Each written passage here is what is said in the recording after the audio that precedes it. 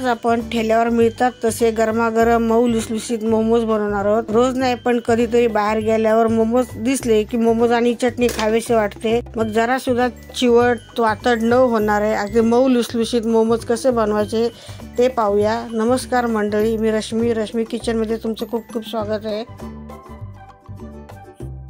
सर्वप्रथम आपण चटणी बनवायची आहे। त्याच्यामुळे एक भांडे घेतलंय, त्याच्यामध्ये मी एक ग्लास पाणी टाकलंय आणि 3 टोमॅटो घेतले। टोमॅटो स्वच्छ धुवून अशी मधोमध कापायची आणि त्या पाण्यात टाकायचे। त्याच्यामध्ये 4-5 पाकळ्या लसूण टाकलेली आहे। हे थोडंसं आलं टाकलेलं आहे। लाल मिरच्या आहेत आणि ह्या सुक्या लाल मिरच्या आहेत। ह्या सुक्या लाल मिरच्या टाकल्या की चटणीला कलर चांगला येतो। चवीप्रमाणे मीठ टाकलंय आणि हे आपण आता पाणी असं उकळत ठेवायचंय। पाणी लवकर उकळण्यासाठी त्याच्यावर मी झाकण ठेवते। आता मी झाकण काढून घेते कारण आपलं पाणी उकळलेलं आहे आणि अशीच 10 ते 15 मिनिटं हे पाणी असं उकळत आपलं टोमॅटो शिजून द्यायचे आहेत। टोमॅटो शिजत आले त्याच्यामध्ये मी कॉर्नफ्लॉवर घेते, थोडासा त्याची अशी पेस्ट बनवून घेते। थोडं पाणी टाकून पेस्ट बनवून घ्यायची। ही स्लरी आपल्याला गाळून घ्यायची आहे कारण कॉर्नफ्लॉवर मध्ये कधी कचरा असतो तर तो गाळून घेतला की निघून जातो।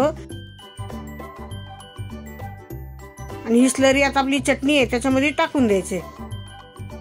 हे चांगलं असं हलवून घ्यायचं आणि ह्याला 10 मिनिटं असं उकळून द्यायचे। हे उकळून झालेले आपले टोमॅटो पण चांगले शिजलेले आहेत। आता एक बाजूला आपण थंड करून देऊया आणि आपण आता मोमोजची तयारी करून घेऊया। हे मी आता भाज्या घेतलेल्या आहेत। ही कोबी, शिमला मिरची, कांदा, गाजर, आलं मिरची, कांदा पात आणि पनीर। आता मी पॅन घेतलेला आहे। पॅन मध्ये थोडंसं तेल टाकायचं। तेल गरम झाले त्याच्यामध्ये आलं आणि लसूण टाकून घ्यायची। पण हे बनवताना गॅस एकदम फास्ट ठेवायचा। याच्यामध्ये गॅस कमी करायचा नाही। फक्त हे लसणीचा वास जाईपर्यंत चांगलं परतून घ्यायचं। त्याच्यामध्ये मी चिली फ्लेक्स टाकलेले आहेत आणि हे कांदा पात पण झाली 2 मिनिटं अशी परतून घ्यायची। हा कांदा टाकलेला आहे। कांद्याचा पण वास फक्त जाईपर्यंत त्याला चांगलं परतून घ्यायचा। ही शिमला मिरची,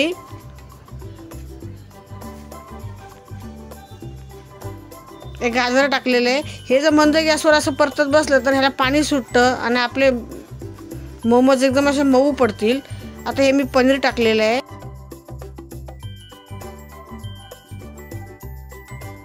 आणि आता ही कोबी टाकून सगळं मिक्स चांगलं करून घ्यायचं। त्याच्यामध्ये चवीनुसार मीठ टाकायचं। ही काळी मिरी पावडर चांगलं परतून घ्यायचं आणि त्याच्यामध्ये मी थोडंसं व्हिनेगर टाकलेलं आहे। व्हिनेगर टाकून परत आता चांगलं परतून घ्यायचं। हे आपलं आता स्टफिंग तयार झालेलं आहे। हे आता मी बाजूला थंड करत ठेवते। आता आपण मोमोजसाठी पीठ मळून घेऊया। हे मी 1 वाटी मैदा घेतला होता आणि 1 वाटी गव्हाचं पीठ असं मी मिक्स घेतलेलं आहे।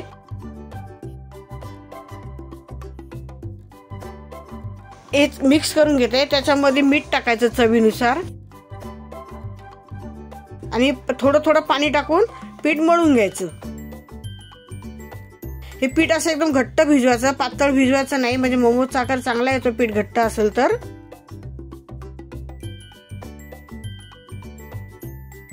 हे पीठ आपलं चांगलं असं मळून झालेलं आहे। ते मी असं 10 मिनिटं असं त्याला आता ठेवून देते।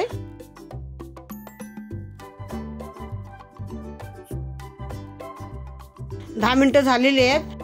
पीठ चांगलं परत एकदा चांगलं मळून घ्यायचं आणि त्याच्यात आपण छोटे असे गोळे करायचे।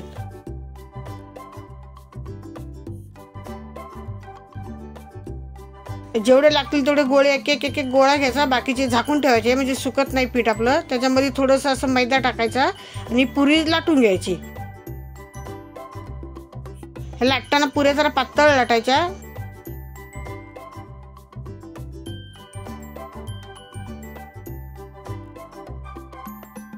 हे पुरी अशी मी आधी 2-3 लाटून ठेवते आणि मग मोमोज बनवायला घेते।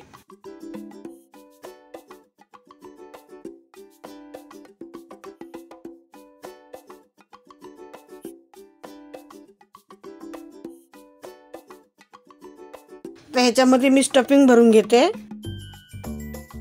मधोमध करून घ्यायचं म्हणजे आपल्याला हे मोमोज वळताना बरे पडतात आणि आपण जसे मोदकाला कळ्या पाडतो तसे याला कळ्या पाडून घ्यायच्या।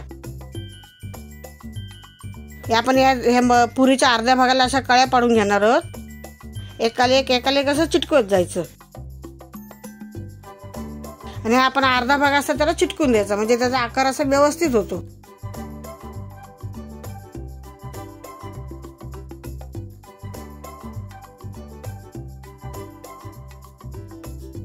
मोमोज किती आपलं छान वळून झालेले, आता तसा दुसरा पण मी एक करून घेते।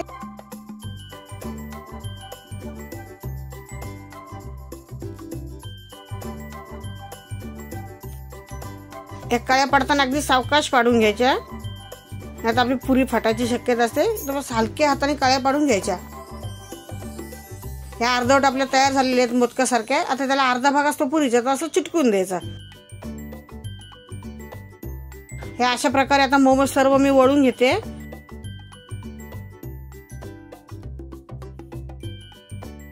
आता एक वेगळ्या आकाराचा आपण बनवून घेणार आहोत मोमोज। हा अगदी मोदकासारखाच आहे, असं एकदम सर्व बाजूने याला अशा कळ्या पाडून घ्यायच्या आणि गोल गोल असं त्याला फिरून घ्यायचा। अंगठ्याने स्टफिंग आतमध्ये दाबत जायचं आणि त्याला असं गोल गोल गोल असं मोदक करतो तसं करत जायचं आणि वरती असं पिळून घ्यायचं की झालं।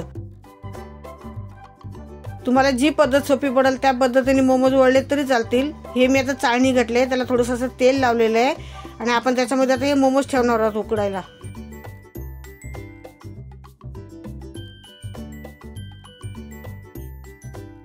त्याच्या एका बाजूला मी पाणी ठेवलं कढई, ते गरम झालेलं आहे। त्याच्यामध्ये स्टँड ठेवला आणि त्याच्यावर आपण अशी चाळणी ठेवलेली आहे। हे 20 मिनिट असे मोमोज आता उकळून घ्यायचे आहेत। हे त्याला चांगली वाफ आलेली आहे, आता 20 मिनिटं झाले, चांगली वाफ आलेली आहे। हे मी आता बाहेर काढून घेते।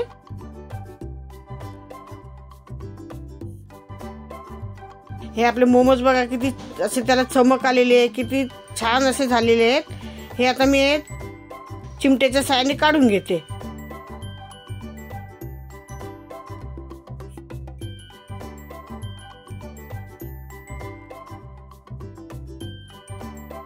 हे मोमोज बघा असे एकदम पातळ आणि एकदम किती स्टफिंग फुल भरलेलं आहे, किती छान दिसतात बघा, एकदम मऊ लुसलुशीत झालेले आहेत। खायला पण हे खूप छान लागतात। आता आपण ही चटणी, मोमोज आपण एका बाजूला ठेवले, आता ही चटणी करून घेते।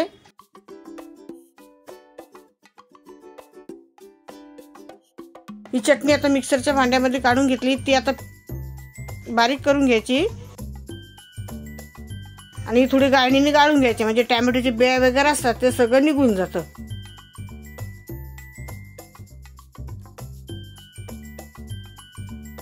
चटणी पण आपली आता झालेली आहे। कॉर्नफ्लोअर टाकला म्हणून किती अशी छान घट्ट झाली आहे, तिला कलर पण किती सुंदर आलेला आहे। त्याच्यामध्ये काळी मिरी पावडर घेते, थोडी किंचित साखर टाकायची, हे थोडंसं चवीनुसार मीठ टाकायचं। आपण आता मीठ टाकलं होतं, थोडं मीठ टाकायचं आणि चांगली अशी हलवून घ्यायची। थोडी लेक उकळी आणून द्यायची, चांगलं हलवून झाले। तुम्हाला माझी चटपटीत चटणी आणि मोमोची रेसिपी कशी वाटली ते कमेंटमध्ये सांगा आणि माझ्या चॅनलला लाईक करा, शेअर करा, सबस्क्राईब करा। धन्यवाद। जय श्री कृष्ण।